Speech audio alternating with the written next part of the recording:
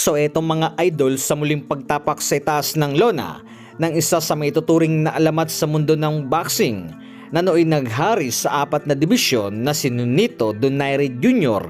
kung saan ay muling haharap sa isang mainit na laban sa Japan kontra naman sa Japanese knockout artist na si Rico Masuda. While idol, ang paglaban na rin ito ni Nonito Jr. ay nais pang patunayan na kaya pa nitong makipagsabayan sa ilang bagitong kalaban sa nilalabanang timbang sa 118 pounds bantamweight division. So ang bansang binabalik-balikan nito na ang Japan ay rito umukit ang kasaysayan ng The Filipino Flash nang unang makaharap nito ang Japanese superstar pound for pound na sina Oya Inoue, na tanging si Donaire Jr. lamang ang nakapagbigay ng sugat sa halimaw ng Japan sa kanilang naging bakbakan, na siyang pagkilala na rin ng ilan sa mga Japanese fans sa pangalan nito na isang boxer na sobrang disiplina, kung kaya't napapanatili ang pagkilala at respeto bilang isang mandirigmang Pinoy na dumadayo sa laban. So ang makakaharap nito ay isang boxer na gutom sa tagumpay at gutom makilala sa mundo ng boxing world, na taglay ang mabigat na kamao, na sa ilang nakalaban nito na kung mapatamaan ng kaliwang kamao ay nahihirapan na makarecover. Na isa sa dumanas nito ay si Jonas Sultan na halos mamilipit sa sakit ng patama.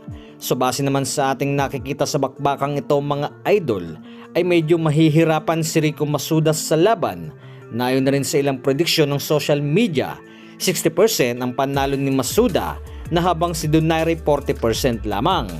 Na sa pamamagitan naman ng decision or late stoppage, pwede itong manalo ang Japanese. So ang karanasan at lakas na hindi nagbabago sa Pinoy boxer at ang malawak na experience ay maaaring maging isa sa dahilan na para maging aktibo sa labang ito, na maaaring makakuha ng puntos kada round na gamit ang ilang mga counter at masabayan ang mas batang kalaban. Subalit ang layo sa pagitan ng edad ay isa pa rin sa malaking banta na makakuha ito ng panalo si Masuda via knockout, na ang kakaibang estilo na bilang isang southpaw ay maaaring magbigay kalamangan naman kay Masuda, kung saan ngayon marami na itong nabiktima sa kanyang high-pace bantamweight scrap. So kung lalaruin ito ni Donaire na parang nasa prime lamang, ay maaari naman itong makuha ang panalo via decision or kung magkataon ay makuha via knockout.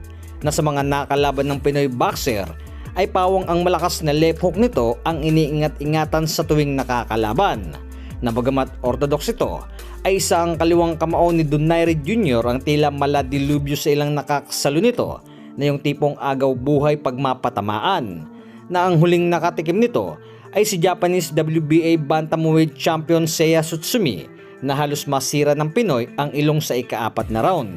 Naswerte lamang nito dahil na stay by the bell sa laban, na etong boxer na rin ang tumalo kay Rico Masuda na siya namang pinahirapan ni Donaire Jr. So isang malaking patunay itong mga idol na sa edad 43 ay hindi malayo na makakuha pa ng titulo sa bantamweight, na bagamat sinasabi ng karamihan ay magkaiba ang naging pagkatalo ni Masuda sa naging pagkatalo naman ni Donaire Jr. kay Tsutsumi, dahil sa magkaibang estilo ang inilatag sa laban. So ang ating magiging basihan na lamang rito mga idol, isang batang gustong magpakilala at isang alamat naman na puno na ng aral sa laban ang pinagdaanan.